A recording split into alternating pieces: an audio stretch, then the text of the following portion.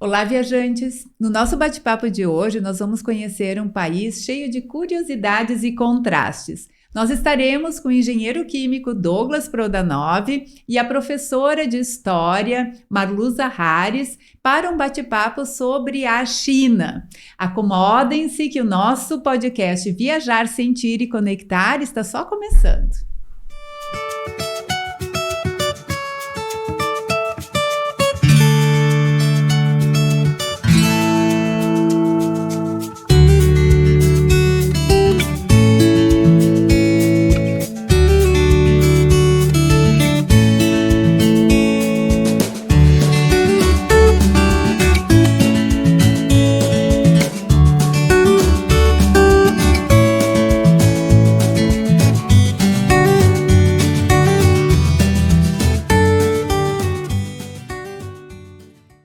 Sejam bem-vindos ao 7º episódio do podcast Viajar, Sentir e Conectar, esse bate-papo descontraído sobre um destino no mundo. Viajar é estar aberto ao novo, ao desconhecido, e cada viagem que fazemos, nós temos uma experiência diferente no lugar. Porque a gente muda e o destino muda também. E esse destino de hoje é um exemplo bem bom disso. Esse bate-papo hoje vai ser sobre as nossas percepções sobre a China. E para conversar sobre a China hoje, nós estamos recebendo o engenheiro químico Douglas Prodanov, gerente de desenvolvimento de produtos da Betanin, que esteve na China a trabalho várias vezes desde 2016, e a professora doutora Marluza Harris, que foi minha professora na graduação da Unicinos também, trabalhou por vários anos no programa de pós-graduação da universidade, pesquisadora em História, e eu tive o prazer também de ter ela conosco no nosso último roteiro pela China. Então, começando sobre isso, o que te levou, Marluza, a querer conhecer a China? O que te despertou a curiosidade sobre a China? Bom, Aide, eu fui casada com um médico e que casei, 44 anos de casamento aí, e o Silvio se formou. Aí nós namorávamos e o Silvio resolveu estudar acupuntura. Então a China faz parte... Já estava dentro da conversa familiar. E ele, inclusive, esteve na China, ele fez um estágio em Pequim em 1995. Nossa. Então, o que eu ouvia e o que eu tenho, né, aquela caixa de lembranças, assim, né, foi muito diferente. Então, quando me falaram, foi um amigo, né, que falou e elogiou muito o roteiro que a Paralelo 30 estava fazendo, né? E aí eu, né, digo, é agora. Agora é a oportunidade, né, de conhecer. Foi um roteiro também, bem, a gente conheceu várias regiões da China, né? Sim, ele elogiou muito. E depois também eu tive um outro depoimento na viagem da nossa participante, que é de São Paulo, e ela disse que ela estava horas procurando uma viagem para a China. E aí o roteiro, ela disse que era assim, né? Um roteiro, nós realmente andamos bastante fez uma volta bem grande. Vimos muito da China. E tu, Douglas, como é que foi? A primeira vez que tu foi 2016. Isso. E qual foi a razão? Como é que foi? Bom, eu vou para a China desde 2016. A gente sempre vai para negócios, né? Uhum. Geralmente a gente faz 2 visitas, né? A gente faz uma visita a uma feira, a Feira de Cantão, que é a maior feira de importação e exportação do mundo, uma feira gigante. Que tem muita gente aqui do Vale. Muita gente do Vale, muita gente do Brasil. É engraçado até que quando a gente vai pegar o avião, geralmente a gente já sabe as carinhas conhecidas, que tá todo mundo pegando os mesmos voos, os mesmos aviões. E indo para esse roteiro. E ela é uma feira gigante, que ela acontece em 3 semanas consecutivas, e cada semana são 22 pavilhões com 4 andares. Nossa, tudo da China. Tudo gigante, da China, né? Muito gigante, muito megalomaníaco, assim, muito apavorante, assim, até quando tu chega uma feira dessas. E até o que a gente estava conversando, né? Desde 2016 a gente vai e teve uma mudança muito grande, assim, que a gente enxerga dentro da China. Sabe? É um país, assim, que a primeira vez, o podcast até é pra gente falar sobre sensações, né? Isso. E até vou contar uma história que eu tinha contado na prévia pra vocês. A primeira vez que eu cheguei na China eu olhei para o céu, muito bonito, as florestas e tudo mais, daqui a pouco eu vi uma nuvem, descemos no aeroporto, acho que vai chover. E pelos próximos 10 dias eu nunca mais vi o sol, não vi o sol, era aquele céu nublado, parecia que ia chover e tudo mais, depois eu me dei conta, é a poluição. E fazendo um contraponto da última vez que eu fui visitar a China, na mesma cidade, no mesmo local, Guangzhou, uma das cidades mais populosas do mundo, desci o avião, tudo mais, nós estávamos no meio da feira, eu olhei pro céu, poxa, tô vendo o sol, tô vendo o céu. Eu cutuquei meu chefe, assim, também, que já vai muitos anos pra China, ó, tá vendo o céu? Ele, é verdade, eu nunca vi o sol aqui na China, e todos os dias nós víamos o sol na China. Então, por quê? Porque teve uma mudança, assim, muito grande, é um povo que evoluiu muito tecnologicamente, evoluiu muito em todos os aspectos, é um povo que, apesar de tudo... O chinês tem muita fama de copião. Mas é um povo que ele copia e melhora. E hoje já é um povo que inova muito. Já então, tá trazendo muita inovação. Absorveram esse conhecimento e agora estão fazendo o próprio. E eles absorveram isso e eles implementaram isso também de uma maneira espetacular. Assim. Então, a China é um lugar assim, que é muito bom de fazer negócios. Então, e outra, quando você vai para a China, você tem que estar preparado para fazer negócio. Porque o chinês, ele quer fazer o negócio. O que o chinês, numa feira, menos gosta é você chegar e não saber o que você quer.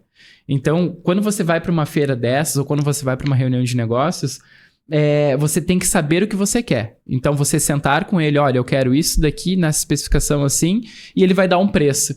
Por quê? Porque ele gosta de negociar o preço. Então, ele gosta de fazer faz parte da cultura. Sim, faz parte da cultura. Isso apareceu, agora tu falaste que a China é boa para fazer negócio, e a China é muito boa para fazer turismo, meu Deus. A organização. E eu não sei se vocês passaram no momento de comprar lembrancinha e tudo mais nos mercados. E passamos nesse momento de ter que negociar. Tem que negociar, exatamente. Pro chinês, a pior coisa que tem é você chegar e só pagar o preço, né? Ele vai até estranhar, pô, mas você vai pagar o preço, não vai ter nenhum rebate ali de preço, né? Não, então tu tem que saber e tem que negociar mesmo. Da cultura, né? Que pra gente acaba sendo chato. Eu fiquei um pouco, assim, em Pequim, nós tivemos um tempo no mercado da seda, né? Bem legal, né? Um shopping bonito, seguro, né? E o guia daí disse pra gente que nós tínhamos que negociar, e ele disse assim, olha, vocês têm que pagar uns 30%.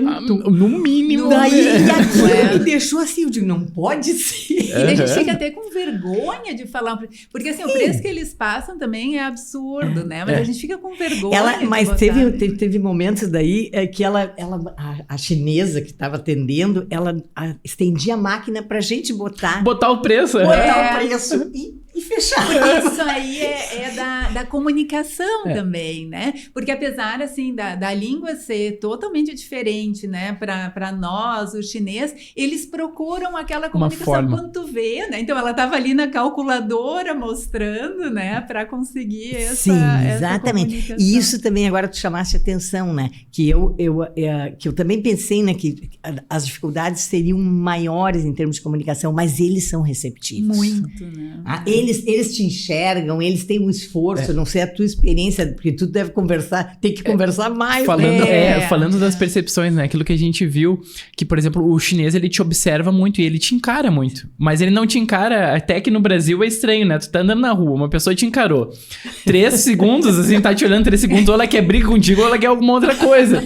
E o chinês, não. O chinês, ele fica te acompanhando, assim, te olhando, te acompanhando. E se ele vê que tu tá perdido, ele tenta te ajudar, ele tenta ver de alguma forma, né? Então... Porque a gente também chama a atenção deles, sim. Né? Eu acho que principalmente para os chineses que moram mais no interior. Talvez nas grandes cidades eles estão mais acostumados, mas o chinês do interior, ele vê um ocidental, aquilo ainda chama atenção. Apesar de ter muito circulando, né? Porque volta e meia tinha alguém que parava para tirar foto com a gente. E daí botava um filho junto, né? Botava um filho, daí pediu para tirar uma foto. Teve uma que fez uma vez, ela pegou o celular com a filha e daí fez uma selfie nossa e botou um filtro. Nossa!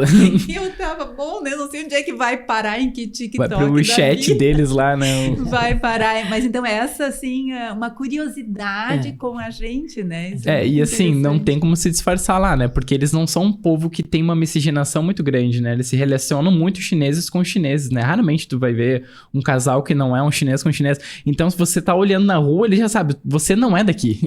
Você pode estar aqui, mas você não é daqui. Então, chama muita atenção, né? E eles olham mesmo. Tu comentou com a gente sobre uma situação que tu teve também com os passaportes, né? Essa foi engraçada também, né? engraçado. Não, porque pra nós...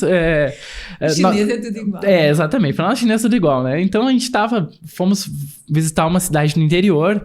Daí a agência fez a reserva do hotel errado, numa outra cidade. Enfim, a gente precisava ficar naquela cidade, porque a gente ia visitar um fornecedor no outro dia.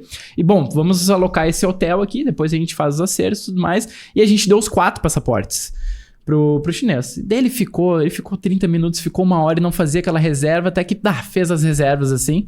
E ele conseguiu reservar 2 quartos, e os 2 quartos no nome da mesma pessoa. Daí nós, poxa, mas você reservou os 2 quartos no nome da mesma pessoa. Daí ele pegou e olhou pra nós assim, desculpa, é que vocês são todos iguais. Não deu pra ver a diferença. Só que nós não éramos iguais. Tinha um rapaz que tinha 1 metro, 2 metros de altura, tinha eu que era diferente, tinha um cara loiro, parecia que cada um de um país diferente, e nós não éramos nada iguais, não éramos nem de alturas iguais, e eles, vocês são todos iguais, eu reservei assim, e daí, imagina ok. como eles ouvem quando a gente fala, né? Então, assim, pra nós, os chineses, todo mundo é igual, né? E pra eles é o contrário, né? Vocês são todos iguais, é bem engraçado. E tu falou antes, ainda só puxando ainda o negócio da poluição, porque aconteceu a mesma coisa comigo, eu não sei se tu lembra, quando a gente chegou em Pequim. Porque a primeira vez que eu fui para Pequim foi em 2005, foi bastante tempo atrás. E também, quando a gente chegou, tava aquele céu acinzentado. E depois eu voltei mais 3 vezes. E sempre, assim, aquele céu acinzentado. E da última vez, agora, eu olhei para cima e foi a primeira vez que eu vi o céu azul. Azul, tava azul, exatamente. E o que tu comentou... Tava bem, e tinha sol. E tinha sol e tava azul, né? Então, assim, essa poluição que eles estão controlando, que a gente comentou que isso tem a ver também com os carros elétricos, né? O governo chinês, ele incentiva muito o consumo do carro elétrico. Então, o emplacamento e tudo mais, você ter isento dessas taxas para você comprar um carro elétrico. Então, houve uma migração. Lá na China, os transportes, né? Se transportam muito em metrô, mas também tem muito táxi. E se você for ver, hoje todos os táxis também já migraram para o sistema elétrico. Então, você vê muito, muito, muito carro elétrico. E uma coisa que a gente não comentou, as motinhas elétricas. Mas eu lembrei de uma coisa que eu senti lá, assim, que foi uma coisa que é o silêncio, né? Silêncio. É um perigo atravessar as ruas. É o silêncio, porque as motinhos... E antes, quando o Silvio foi em 95, o Silvio dizia que tinha muita bicicleta. E agora eu vi muita agora é motinha. Motinha, né? Assim, ou até umas bicicletas com motor, assim. Só que silencioso. Silencioso. E eles não respeitam, eles andam na calçada, eles andam na contramão, eles andam de qualquer jeito. Então, quando tu vai atravessar uma rua, tu vai entrar numa calçada, tu tem que olhar pros 3 lados. Eles se entendem, né? Mas pra gente... Exato, eles se entendem. Um outro aspecto interessante também. Eu enxerguei um fluxo bem grande de motos e assim, dessas... Enorme, né? Foi um fluxo grande. Vocês pegaram táxi lá, carro, pegaram trânsito lá? Eu peguei carro, mas em Guilin nós pegamos um táxi. Nós pegamos um táxi em Guilin para ir até a... E vocês pegaram trânsito, assim, forte? Pra ver, assim, o movimento dos... Pegamos, sim. Não, é que a gente andava de ônibus, Vocês visualizaram alguma batida? Não. Não, né? Eles não batem. Eles não se batem. Eles não correm. Não correm, assim, que nem... Por exemplo, eu lembrei do Rio de Janeiro, né? Que é um... Rio de Janeiro, eu não dirigi quando eu morei no Rio de Janeiro, porque a velocidade era incrível, né? E lá eu não senti isso. Sabe, assim, é fluxo, mas é fluxo e não tem, assim, alta velocidade, onde tem bastante trânsito. Onde tem bastante trânsito, grandes cidades, né? Só que uma vez, nós estávamos exatamente comentando sobre isso dentro de um ônibus indo pra feira, e nós, assim, eu e meu colega, assim, sabe que eu nunca vi uma batida aqui na China? Eu também não. Pum. Deu uma batida. O nosso ônibus bateu num carro. E nós, assim, deu outro assim, isso aqui vai se estender. E ficou. E olha, deu acho que umas 3, 4 horas e tava o motorista discutindo com o outro pra ver quem é que tinha razão ou não. Tipo, e deve ter ficado umas 3, 4 horas, porque nós não ficamos lá pra ver. Porque a gente pegou, viu que aquilo ali ia se enrolar e eles só encostaram. E assim, eles ficaram parados no mesmo lugar. Então, o trânsito ficou tudo caótico. E um acusando o outro, um brigando com o outro. Nós, não, peraí, vamos pegar um táxi, vamos pegar alguma coisa para ir pra feira, porque não vai dar certo. Nós tivemos uma experiência, tu lembra que nós estávamos no ônibus voltando, eu não sei se foi Hong Kong, que também parou, lembra? Deu uma parada e aí o nosso guia anunciou que eles tinham aberto as vias de emergência.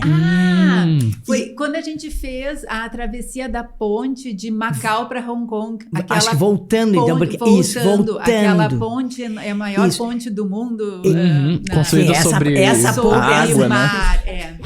Essa ponte desce, né? Essa ponte também é uma... Ela desce, engenharia fantástica, né? Que ela desce e tem um túnel. Ali... Na volta. E aí eu digo, bom, o que será essa rota da emergência, né? Que eles tinham aberto a rota da emergência. Isso, e aí é do lado do metrô.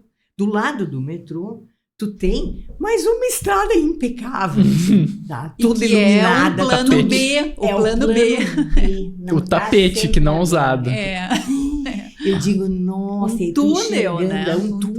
É o túnel do metrô, mas é expandido, né? E tem dos dois lados. Eu fiquei olhando que o outro lado tinha carro e também. Aliás, a gente usou isso eu achei também, assim, porque eu me lembrei de outros metrô que eu já circulei e eu achei aquilo assim, sabe? Meu Deus, tudo limpo, tudo iluminado, tudo tão... E assim, eu acho a conectividade muito prática lá. Porque você desce num aeroporto e você pode já pegar um metrô do aeroporto, você vai para qualquer lugar dentro da cidade, e dentro da cidade você vai para as estações de high speed train, e daí naquelas estações os trens rápidos é como se fosse um aeroporto que você se desloca pelo país inteiro. Bom, o trem, né? Nós ficamos encantados. Porque a gente usou todos os transportes na viagem, né? Mas o trem para as longas distâncias... Sim, nós fizemos 3 viagens de trem-bala, uma mais de 1.000 quilômetros, que foi de Pequim a Xi'an. Daí depois de Xi'an a Chengdu, Chongqing. E imagina um trajeto de... Chongqing a Shanhaiji. É isso. Um trajeto de 1.000 quilômetros. Mas daí nós pegamos o barco, daí nós fizemos o cruzeiro pelo Rio Yangtze. Quando descemos visitando a barragem, né, das 3 gargantas, né, que também achei uma coisa eu achei fantástica. Tudo é enorme. Tudo é enorme. E ali também tu tem uma estrutura de visitação, né? Nós subimos de escada rolante. No meio do... Para ter a vista da barragem. Ou seja, né, tá pensado, né? Nós estávamos visitando a barragem, né? E o que tu achou de andar de trem lá? Eu adorei. Adorei, achei incrível mesmo. Você foi no banheiro no trem? Fui no banheiro no trem. E o que eu notei? Quando arrancou o trem, não demorou muito e veio alguém limpando o corredor. Sim. Então, assim, se mantém uma estrutura de limpeza durante a viagem, que alcança os banheiros também. E tinha bar no nosso... tinha um bar no meio. Tinha um bar mas as comidas são todas, assim, dentro do trem, é tudo comida empacotada. Sim. Mas tu lembra que eu fui com uma das também nossas parteiras de viagem e o menino botou o celular, o menino que atendia o bar, botava o celular, então nós falávamos... Com a tradução. Ele ouvia a tradução. Mas olha, eu digo, meu Deus, super equipado. E também isso no esforço de se comunicar com a gente. Agora o banheiro é um capítulo à parte também, né? Porque assim, a gente já estava acostumado com aquilo, né? Abria, não tem vaso, tudo bem. Tudo bem. Só que dentro do trem, a 300 km por hora. Só para as pessoas entenderem, né? Que é aquele banheiro banheiro turco, que a gente chama, que é um buraco no chão, né? E a gente tem que se agachar. Então, para nós, mulheres, para homem talvez seja mais fácil. Mas nós achamos, te lembra que no fim a gente procurava, né? Porque o nosso grupo tinha pessoas com mais idade, né? E aí a gente procurava, e normalmente tu achava uma ou duas galinhas tinha com vaso, mas com a gente já estava acostumada, né, Marluza? A gente ia já nem dava mais bola. E no fim até acho mais higiênico, né? Assim, sim, tu consegue não encostar em coisa nenhuma. Só que tu pé, né? tem que fazer exercício, mas né? Tem que ter a perna boa. Tem que ter a perna boa. Mas essa maneira deles agacharem, assim, é uma coisa que dá sustentação para a perna, né? E vocês já repararam que o tempo de descanso deles, eles se agacham muito também, ficam agachados naquela posição, né? É muito engraçado. Eu estava lendo que isso é bom para saúde, pro fluxo intestinal, para tudo, fluxo né? intestinal, para as mulheres também, e para fortalecer as pernas. É que nem água ou chá, eles estão sempre tomando chá e a água é sempre morna. Para você pedir água gelada é tipo, pô, água gelada, por quê, né? E isso tem um aspecto de saúde também deles, né? De você tomar as coisas à temperatura do seu corpo. Do corpo, isso é porque porque daí é mais absorvido, eu acho, né? E falando de gastronomia, se come cachorro lá? Assim, a pergunta que não quer calar, acho que todo mundo que viaja pra China, a primeira pergunta que vem, até do tio aquele da família, ei, comeu cachorro? Eu, nunca comi cachorro na China, mas enfim. Nunca vi ninguém comendo também. Mas assim, quando falam que o chinês come de tudo, ele come de tudo mesmo. Ele come de tudo. Ele come pato, ele come frango, ele come boi, ele come porco, ele come de tudo. Então, peixe principalmente, ele come tudo. Então, a gastronomia ela é muito farta. Quando fala que o chinês come de tudo, você encontra de tudo para comer. Exatamente. E quando eles nos servem todos esses tipos. E esse é um aspecto legal pro negócio. Então, como eu falei lá no começo, né? A gente vai geralmente pra China pra ter dois momentos, né? Um é o momento da feira e o outro é o momento de visitar as fábricas e visitar os fornecedores. E todo fornecedor quer te levar ou pra jantar ou pra almoçar. Porque é um momento de confraternização, isso. Né? Não só confraternização, mas às vezes é o momento do negócio. Então, muitas vezes a gente senta naquelas mesas que sempre são redondas. Sempre são servidos chá. Então, você já senta, já coloca o chá e há uma posição para cada uma das pessoas. No negócio. Então, eles sempre querem saber, assim, quem é o boss. Então, quem é que tá mandando nisso aqui? Quem é que é o boss? Bom, o boss vai sentar do lado do nosso boss. Então, o boss do lado do boss para o quê? Para eles negociarem. E ao redor, as pessoas mais importantes vão sentando, né? E elas vão sendo convidadas. Então, muitas vezes, para eles, é um momento, assim, daqueles funcionários que eles não são tão requisitados, eles estão nesse momento da reunião, para eles é um momento muito importante. Porque eu tô sentado com o boss, eu tô participando dessa reunião também. É uma distinção, né? É uma distinção. E daí você começa e aquela mesa começa a encher. A fartura. E vai com tudo. E você, meu Deus. E assim... E a comida ela é compartilhada, então não é um prato à la carte que cada um se serve. Não, você tem a sua cumbuquinha e você vai ter que ir experimentando. E assim, geralmente tem uma cobaia que vai ter que experimentar tudo, né? Então, assim, porque... A gente tinha a cobaia da turma. No nosso grupo também, mas isso foi uma coisa muito bacana, muito legal. As nossas refeições também eram assim, essas mesas redondas, fartas, com tudo. Mas aí o grupo começava, né? Um provava uma coisinha e dizia, isso aqui é uma delícia.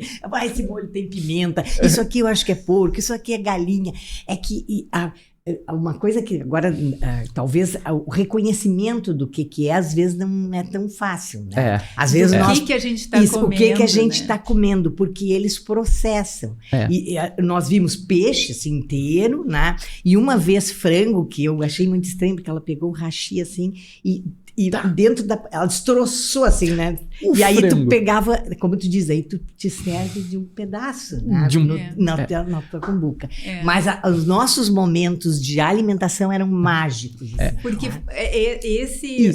esse disco que tem no meio da mesa, cheio de pratos, ele proporciona uma confraternização, uma troca de experiências, até, isso é legal. Agora eu quero aquele prato lá, então gira a mesa. Exato. E quando eles veem que tu gostou de uma coisa, volta, deu. Daí vem Agora mais. vem mais. E vai vindo. Vai vindo Permite até uma você... integração, né, com o grupo, assim, e era um momento também que aí a gente conversava sobre o que tinha E visto, né? a mas preparação muito bom. dos pratos, né? Todos os pratos são preparados. Mas uma coisa que me chamou atenção é que, por exemplo, o frango, né? Nós comemos vários frangos lá Vários tipos e assim, eles não têm corte de frango, não tem Não. asinha, coxinha. Isso, é. Parece que eles pegam o frango com a cabeça, com tudo, pegam um cutelo, cortam. Daí tu vai pegar um pedaço de frango, tá aqueles ossos quebrados, assim, daí tu tem que tirar com a mão. É muito. Pode se engasgar, é até meio perigoso, né, comer um frango. Às vezes tem que cuidar. Tem né? que cuidar, tem que cuidar. E outro que foi engraçado também, nas primeiras viagens, né, a gente começou assim, até a servir uns franguinhos pequenos, depois a gente foi descobrir que era pombo. Mas Ai, era... meu Deus. Nossa, e assim, e daí o pessoal era meio enjoado. O pessoal que viaja junto, assim, eu como de tudo, né, mas o pessoal é meio enjoado. E viram que o pombo era bom.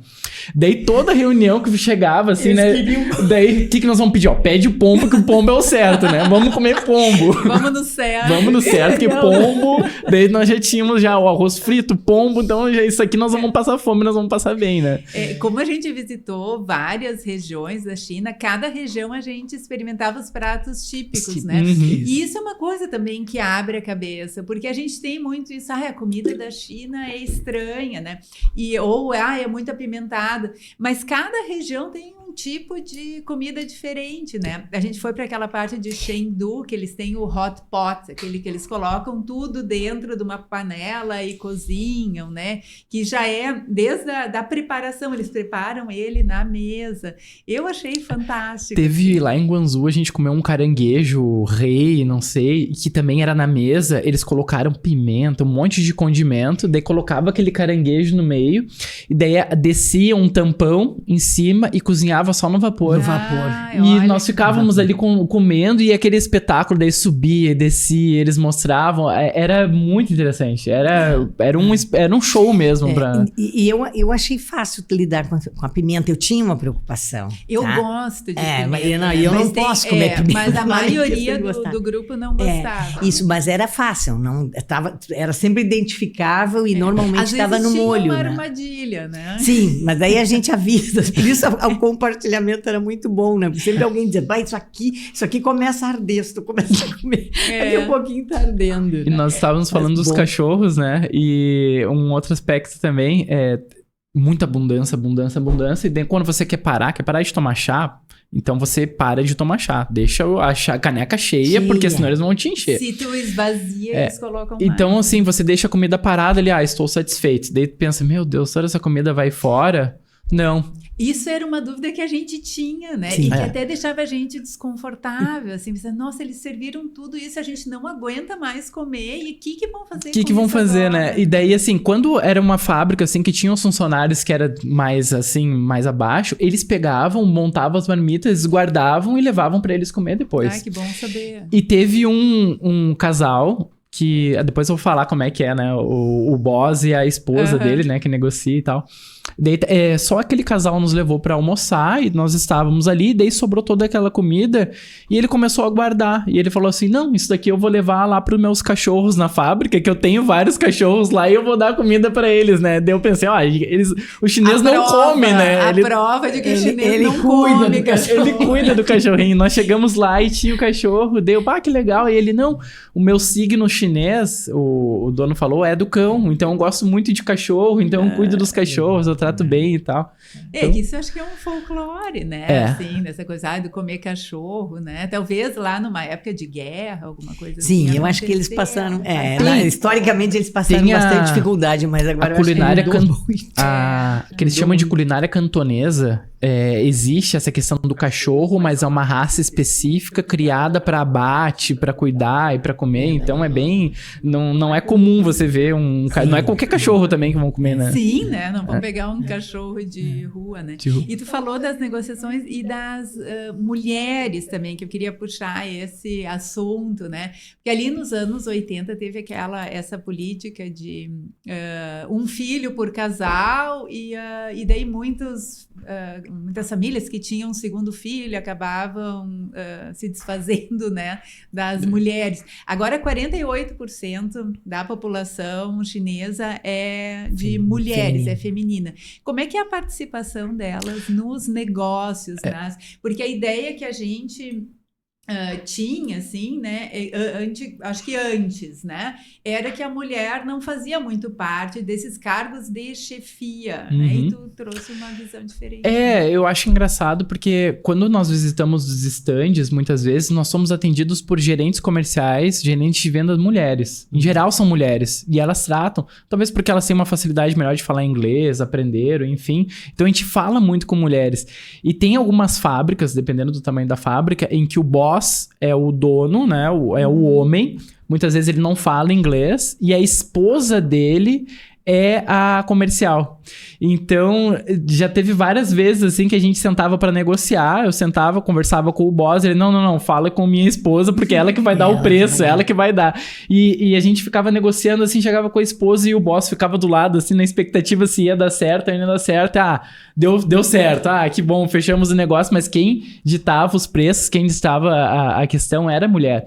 E eu vejo uma presença muito forte das mulheres nessa parte comercial, na parte de venda. Claro, a gente até falou de alguns outros aspectos lá, né, em relação ao machismo e tudo mais. Há um machismo, assim, grande, cultural, né, enraizado, com certeza há. Mas, assim, a mulher, ela tem a sua relevância, assim, ela tem a sua importância dentro da China, sabe? Ela tem o seu poder. Então, eu já peguei diretora comercial mulher. Então, empresas mais, assim, até profissionalizadas têm a figura da mulher bem forte, assim, no negócio. Eu fiquei... Acho que esse é um aspecto já da mudança, que nem nós já tínhamos dito antes, né? Que a China tem um avanço, né, enorme, né? O século XX, ela... avançou, né? E eu acho que essa posição da mulher, ela vem, né? Vem melhorando, vem ganhando, né, espaço e terreno, né? Porque se tu olha, né, historicamente, né, é o século XX, né? 1900, essa mudança, sim, né? Até 1911 eles são império, né? Eles vão construir outra... E a mulher falou que em 49, só que... É que o Mao proíbe a venda das mulheres, o negócio das mulheres em 49, quando eles proclamam a República Popular da China, né? Duas coisas recente. Ele proíbe também aquele costume de enrolar os pés, né? Para que os pés ficassem menores, né? Até ali era ainda permitido, né? E ele proíbe também, né? E a venda das mulheres também, então... assim, só para pensando, né, que o salto que deve ter sido, né, o que representa o século XX. Porque acho que agora que elas estão nesse meio, assim. Né, mas olha só que interessante, quando eu tava pensando assim, eu vi muitas mulheres com cargos de chefia altos, mas eu não vi nenhuma boss. Não existe mulheres donas, boss. Então o boss sempre é o homem. Ele sempre é o... E até teve uma fábrica que o filho do boss, né, iria assumir a fábrica, mas aí quem negociava os preços era a nora dele. Não era nem a esposa, não era, né? A esposa, era a nora. Era a nora dele, que era a pessoa comercial, que fazia parte toda do negócio. É uma sociedade hierárquica, tá? Sempre foi. E isso, mesmo que a legislação, digamos, quebre, né, e não dê suporte a essas rigidez hierárquicas, mas isso está presente nos costumes, está presente na língua, sabe? Assim, então é lento, né? É um processo lento. Respeitar os mais velhos e a mulher submetida, seja ao pai, ao irmão mais velho, ao marido. Eu até pensei numa coisa agora, porque a gente conversou durante a viagem, assim, que as mulheres, com toda essa discriminação que teve no passado, elas tiveram que fazer muito mais para se sobressair, para entrar no meio de trabalho, para estar nesse meio, assim, né? Tiveram que fazer bastante. Então, agora os homens reconhecem que elas são boas na negociação, mas ainda não estão ali no cargo de chefia, né? Então, elas estão ganhando um espaço, mas ainda não estão lá, né? Mas na força de trabalho operacional, você enxerga bastante mulheres dentro da fábrica. Isso eu estava vendo que desde os anos 80, né? Chão de fábrica era a maioria de mulheres. Presença né? feminina. E isso também tu comentou, né, sobre que isso a gente percebeu lá, com a fala dos guias também, né, essa diferença cultural em relação ao trabalho, porque aqui a gente fala, lá eles trabalham 16 horas por dia, sei lá, não sei, tô chutando, né, quantas horas tem aquele regime, como é que é? 6? O 666. O 666. Isso, lá na China, eles têm um regime de trabalho que eles chamam 666, 666. Das 6 às 6, 6 dias por semana. Então, você trabalha, entra, né? Uma rotina... ocidentalmente, a gente acha que é uma rotina exaustiva. Só que há uma visão diferente do oriental. E daí eu não falo só do chinês. O coreano também, o japonês também. Que é assim, o prazer pelo trabalho. É a virtude do trabalho. O que eu faço é minha virtude, aquilo que eu vou fazer da melhor maneira possível, sou grato disso e eu vou executar. E a visão ocidental é, poxa, eu tenho que trabalhar para tirar meu sustento, para ter minha hora de lazer e aí eu viver, e aí... Então a gente tem uma visão que o trabalho para nós é uma labuta, é algo ruim, e pro oriental é que é uma coisa virtuosa. Que é algo que tipo, me enobrece. Então, para eles, trabalhar o 666, 666 não é ruim. Eles estão bom porque eu estou exercendo aquilo que eu posso, aquilo que eu tenho a virtude de fazer. E a gente maneira diferente de uma pensar. Maneira totalmente diferente de pensar. E a gente comentou também, né, das fábricas, né? Muitas vezes essas fábricas, elas são no interior. E do lado da fábrica, geralmente tem um prédio. E as pessoas moram naquele prédio, então é dentro do chão da fábrica, dentro do pátio da fábrica tem um prédio gigante, as pessoas, os funcionários moram ali, no pátio tem uma quadra de recreação, tudo, e depois do outro lado ali tem uma casa gigante que é onde mora o boss, onde mora toda a família também. E ele não se sente explorado, porque para nós, assim, na nossa história isso é exploração. Exato, isso mas aí, ele não se isso sente. Aí vai ser exploração direta. E no fundo, mas é a maneira diferente, é uma cultura diferente. E no fundo da fábrica daí já tem um lago, que tem o peixe, que tem a horta, que eles recolhem e vão trabalhando, sabe? Trabalham e vão comendo. Também no meio rural. Exato, então tem uma comida mais orgânica ali deles ali também, que eles retiram. Mas também tem um aspecto assim, a gente pegou a questão da poluição, né? Então... a gente chegava muito às cidades do interior, que legal, esse prédio assim, né? Mas aí você olhava do lado do prédio, parecia um lixão. Porque eles descartavam, botavam muita coisa fora e tudo mais. Não tinha uma questão de coleta seletiva. Talvez porque o governo naquela cidade não cobrasse uma questão de coleta, né? Mas tem esse contraponto, assim, também, né? Nas grandes... Eu não sei como é que eles estão. Isso tu chegaste a ver também. Cheguei a ver. Quanto descarte lá, porque a reciclagem... Assim, nessa parte turística, a limpeza me impressionou sim. muito. Limpeza, organização e as coisas bonitas, assim, sabe? Nada tá mal acabado, tudo tá bonitinho. Bom, em Xangai, eu chamei a atenção da ID, tu tinha floreira naquelas elevadas, meu Deus, entre o fluxo dos carros, canteiros com floreiras. Bonito, e tudo bonito, caprichado. Impecável, caprichado. E daí, quando nós saímos de trem, eu digo, agora que eu vou ver, né? Eu digo, é impossível que seja tudo tão bonitinho e tão organizadinho. E botei o olho, assim, sabe? Fui grudada na janela, né? E tudo organizado. E um mundo rural muito diferente, né? Do que a gente... Sabe, assim, ó, às vezes eu via 2, 3 ruas, assim, sabe? Pequenas, assim, e com prédios de 2, 3 andares, assim. E aí as plantações. E aquilo, assim... milimétrico, organizado, bonitinho, sabe? E não vimos, olha, eu vi nos nossos trajetos, assim, eu vi acho que umas 2 casas, assim, em lugar abandonado, assim, casas velhas, antigas, abandonadas, sabe? E o que a gente viu também, agora eu lembrei, indo ali, acho que foi de Pequim para Xi'an, isso que tu falou desses prédios de pessoas morando, mas era assim, o trem de alta velocidade passando. E olha, alguns minutos, né? Interminável. De prédios de, sei lá, 100 E andares, um do lado do outro. E às vezes se perdia no horizonte. E você Se sabe perdia que tem no cidades horizonte. fantasmas, né, na China. Diversas cidades fantasmas. A gente passa, às vezes eu vou visitar alguns fornecedores e daí tem um trajeto que a gente passa por uma cidade que ela é literalmente fantasma, com prédios, arranha-céus gigantes, Não ocupados. vazios, não ocupados.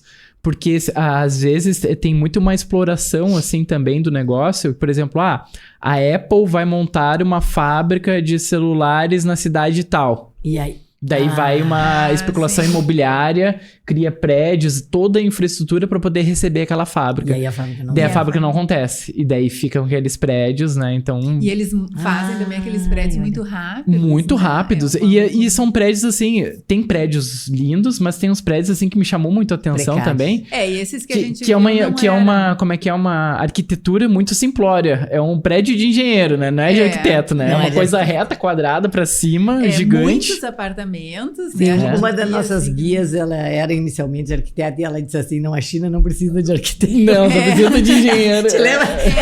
precisa, ela falou Era bem tudo isso. de, ela disse, lembra? É. Querida, E agora eu ela, muito lembrei querida. dela também, que a gente estava falando do negócio da valorização do trabalho Do do trabalho. filho dela, né? Que ela falou que ele estudava três Ele, turnos. ele quer fazer medicina tradicional chinesa, então ele está se preparando e aí estudava 3 turnos, porque ele tem que dominar os caracteres clássicos para poder ler. É. Né? E medicar, né? Receitar. E pela concorrência também. Imagina na idade, um rapaz jovem, Isso. imagina a concorrência que tem então para ele se sobressair, ele tinha que estudar 3 turnos por E dia, ela, né? e ela se colocou assim na fala, assim, apareceu muito, né, o quanto de apoio ela dava, né? Porque acorda de madrugada, né? É um. Imagina, né? 3 turnos, A gente né? ficou É. bem impressionada, assim. Mas eu acho que para eles isso é como tu falou, né? E uma coisa que ela falou também, assim, é que eles não estão, os jovens, a dificuldade agora é que eles não estão mais querendo casar, né? Eles estão focados na carreira, na vida profissional. E daí tem uma curiosidade que a gente viu, né? Os pais tentando arrumar os casamentos. Os casamentos. Nós vimos no parque de Chengdu, o parque do povo de Chengdu tinha, assim, né? Era de um lado, era cor-de-rosa, as folhas com a apresentação, né? Eles apresentavam. Cor-de-rosa Eram os pais apresentando os filhos da cor-de-rosa, as meninas, né? E no outro corredor, assim, os azuis, que era apresentando. A gente eu até eu fotografei bem de perto para depois olhar. Tem uma foto que tá aqui passando, aqui que tá passando. Que a gente chamou do Tinder chinês, né?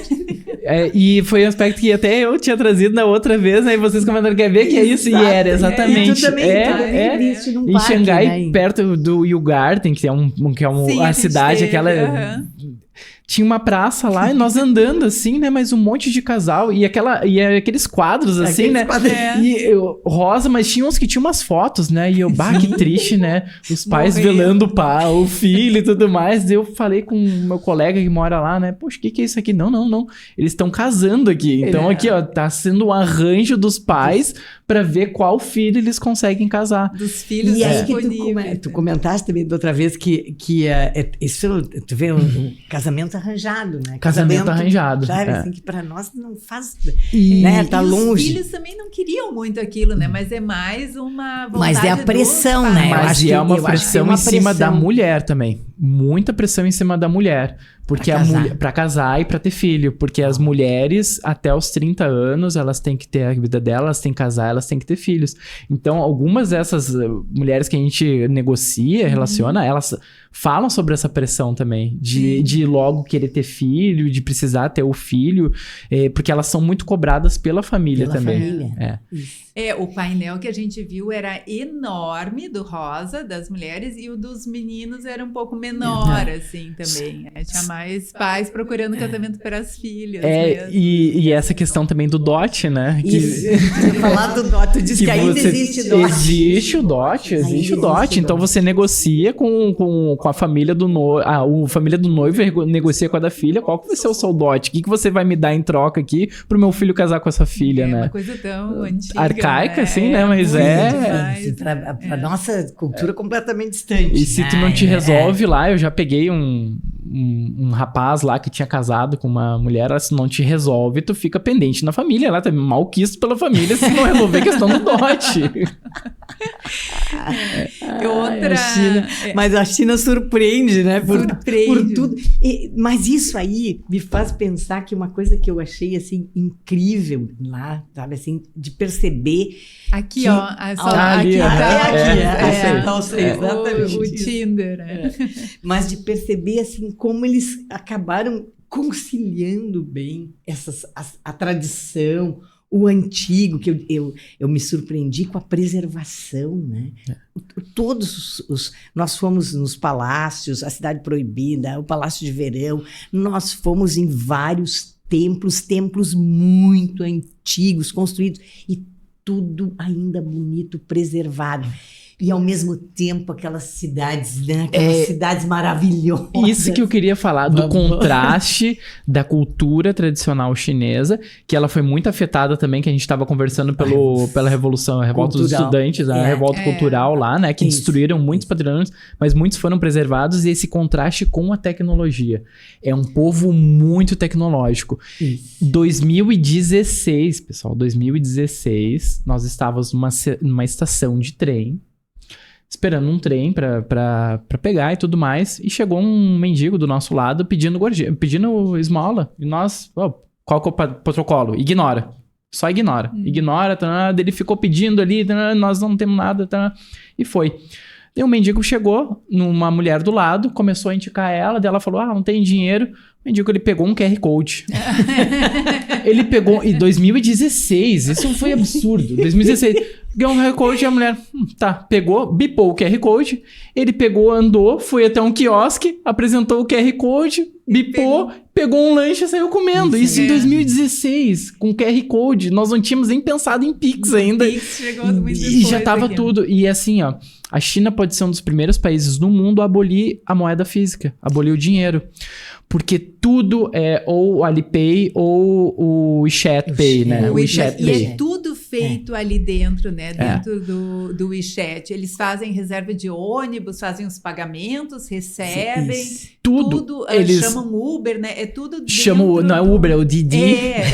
Isso. Sim, lá, porque lá também, né? Quando tu fala para alguém, aí tu vai para a China e lá eles não usam WhatsApp, eles não usam Google. As pessoas, né, explodem a cabeça. Meu Deus, como é que a gente vive sem WhatsApp, sem Google, né? Eles têm o deles. E tem um grande problema, né? Quando você vai pra China, daí não tem o WhatsApp, não tem o Google, não tem essas tecnologias, é bloqueado. É bloqueado. Então, tem maneiras de burlar isso, né? Tendo o nosso grupo, acho que acabou lidando bem a gente lidou com esse problema. No início, bem, né? No início gerou um pouco de ansiedade, assim, mas depois todo mundo estava funcionando as VPNs, quem usou o Alipay para pagar funcionava, e até a Mariane foi numa loja tipo conveniência, assim, né, do lado do hotel, né, e ela disse para mim, mas o cara fez tudo ali, me ajudou, disse que o dono o atendente, né, ajudou ela disse, funcionou bem,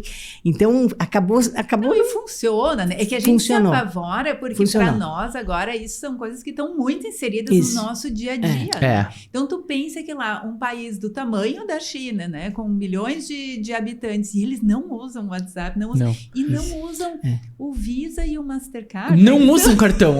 Vou viajar pra China, vou comprar só no cartão. Você vai passar dificuldade. Melhor você ter dinheiro do que levar o cartão. Porque você não consegue utilizar o cartão. Ou é o WeChat, ou o Alipay, ou você paga dinheiro. Coloca o teu cartão dentro do WeChat. E o que eu me apavorei antes de viajar é que pra tu abrir a conta do WeChat, tu precisava de um convite de um chinês. Sim, você coisa doida. Não, e assim, tem que ter um convite do chinês, você você tem que ter uma rede ali de chineses e você tem que ter um uso, assim, porque se o governo identifica que você é um perfil fake, alguma coisa, eles te cortam e você não tem mais o perfil.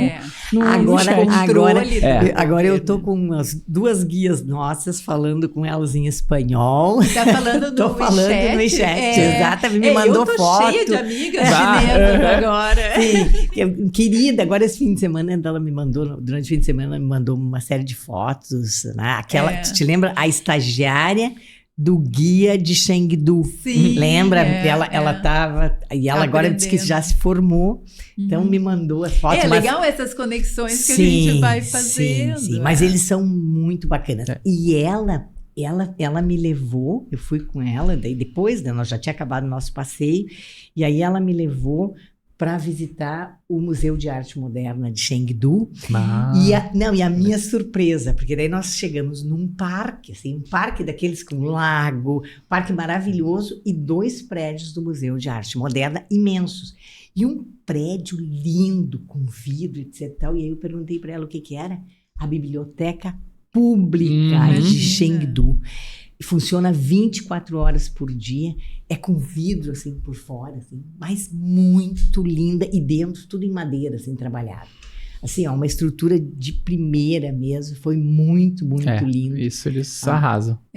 Eu fiquei, e aí vem isso que eu também, assim, que eu fiquei contente e que eu não tinha tanta clareza, assim, né? Eu tinha mais uma visão da China pobre. E agora? Isso não existe. Não existe. Tu volta pro Brasil, tu tem uma visão diferente. Eu tinha uma visão da China pobre. Interior, essa questão de muita gente também, né? Então, tudo muito difícil. E eu fiquei assim, né? Sabe? Muito surpresa. E aquilo que é coletivo é tudo muito bonito. Assim, olha, pode até ter problema que nem isso da moradia, e eles moram, acho que em lugares pequenos, tudo, mas assim, o que é público é muito cuidado, muito preparado. E aí também o preparo em toda a estrutura receptiva nos lugares desse de turismo que nós fomos. Impressionante isso, né? Sim. Das montanhas. Subimos nas montanhas com os teleféricos assim, mais seguros, assim, aquilo, né? Teve essa montanha Tianmen, foram 30 minutos subindo de teleférico para chegar até lá em cima. E tu troca de cabo ainda. Tu vai até um ponto, nós saímos da cidade, lembra?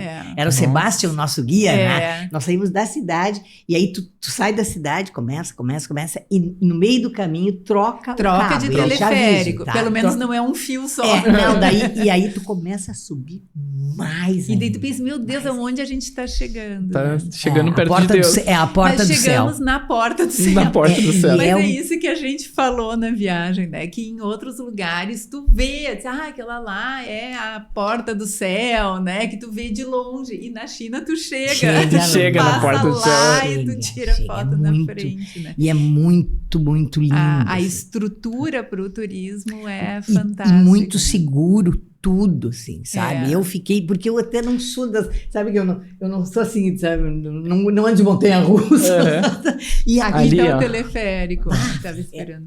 Esse é esse. Aqui tá isso aí é a ponte de cristal. Que é a ponte de cristal. E vocês comentaram do turismo chinês entre eles também, né? Muito turista chinês conhecendo o próprio país, mas assim, acho que até superava os estrangeiros visitando. Sim, superava. Muitos chineses visitando, porque eles têm, né? Agora estão com poder aquisitivo para isso. É aquilo que a gente estava conversando até na nossa prévia, né? O chinês, a gente tem aquela ideia de que ele é trabalho escravo e tudo mais, e de comunismo, o comunismo chinês e tudo mais, mas não é um comunismo marxista raiz, como a gente imagina que seja, não, é um comunismo muito capitalista, muito consumista. Eles consomem demais. O mercado interno deles já supre, né, quase, né, só eles vendendo ali dentro. O nosso guia disse que em Pequim tem 7 milhões de veículos.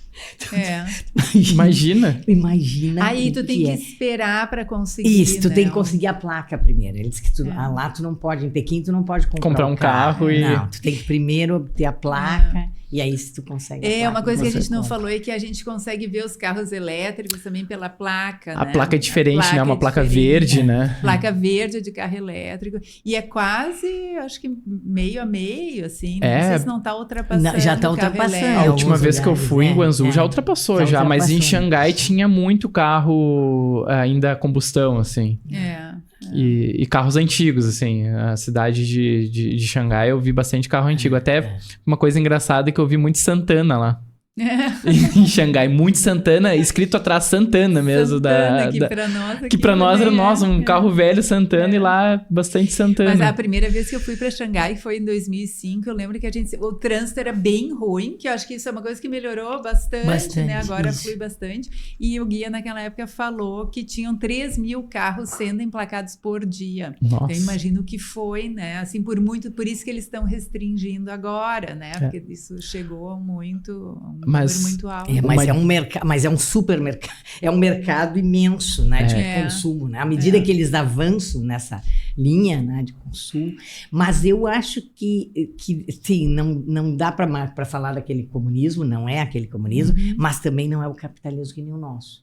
Eu acho que nós vamos ter que olhar mais ainda, sabe, para a China e observar, aprender, e ver, né? Exatamente, e para entender, né, o que eles estão construindo, tá? Porque é um sistema novo, tanto essa questão, a relação deles com a propriedade, né? E ao mesmo tempo, como acabou, porque também eu achei que os comunistas tivessem minado muito mais a tradição deles. A questão do confucionismo, do próprio taoísmo, ideia de harmonia, esses valores que antes tu estava falando do trabalho. Permaneceram, né? E permaneceram. Isso que eu vi. Houve campanhas do mal, houve campanhas assim, pesadíssimas quando se lê historicamente, né? Sabe? E tá lá, tá presente, sabe? Tá presente. Agora, claro, desde o Deng Xiaoping, as coisas mudaram, né? Que eles consideram o Deng Xiaoping o pai da China moderna. Sim, ele a partir dele que propagou as mudanças ali na década que as mudanças começaram. Final dos anos 80. Exatamente, né?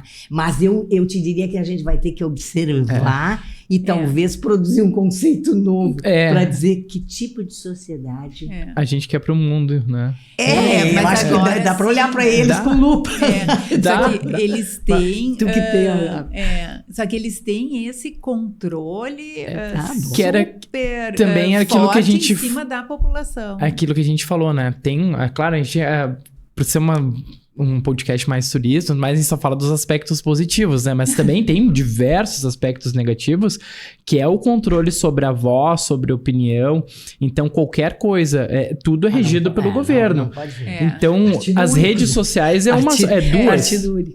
O TikTok e duas redes sociais e as outras banidas. E as outras banidas. E tudo que tu escreve ali, tu é monitorado. Então, você é monitorado 100% do tempo. Shanghai são mais de 35 mil câmeras que monitoram o que você faz e tem reconhecimento facial e consegue reconhecimento facial em tudo. E agora pelo passaporte. Isso, pelo passaporte. Então eles controlavam o nosso caminho, o caminho do turista dentro do país. Então, assim... o tempo todo, eles estavam sempre dizendo, tem que carregar o passaporte. Todo tempo nós mostrava o passaporte e era reconhecimento.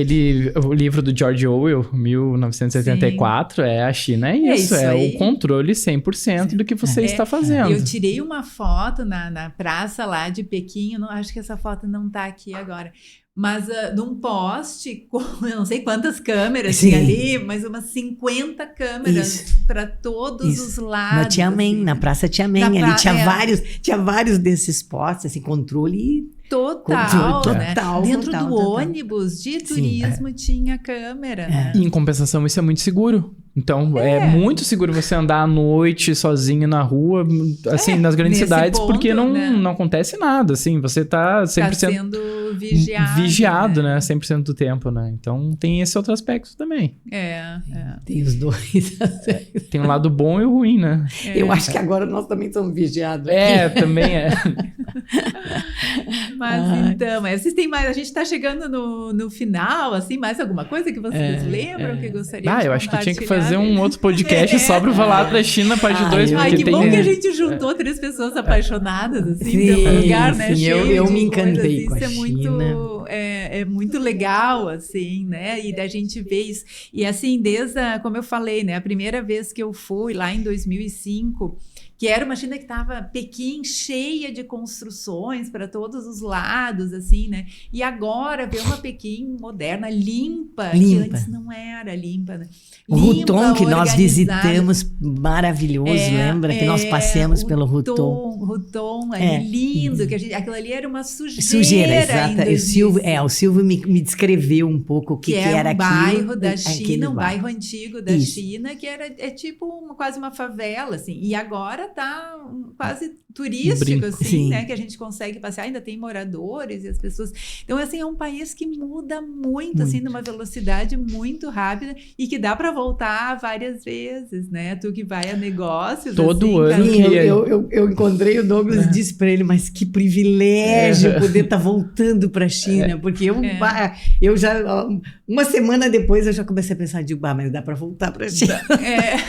Todo ano que tu vai, tu olha assim, esse prédio que tá aqui não tava aqui, não. Isso, tudo muito... Sim, a gente mudanças, viu, né? Muito significativas.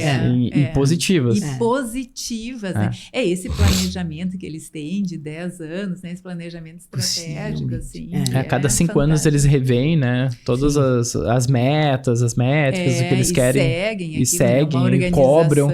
Isso tu tinha comentado. Eu tinha comentado cobram, das fábricas. Das fábricas, então, assim, há uma cobrança muito forte de energias mais renováveis. Então, você vê mais energia solar, mais energia eólica, parques de energia eólica, você vê bastante. E há uma diminuição, sim, das usinas de carvão. Então, consequentemente, você vê o céu menos poluído. Mas, claro, no boom eles acabam ligando as usinas, enfim, por causa que eles dependem muito de energia, né? Mas tem uma conscientização, né? E tem políticas, tem políticas. Então, políticas. Aquilo que eu tinha comentado também, que muitas vezes acontecia de fechar fábricas. Então, assim, olha, essa fábrica, esse tipo de insumo, ele é muito poluente, então vão ter menos fábricas que façam isso. Consequentemente, as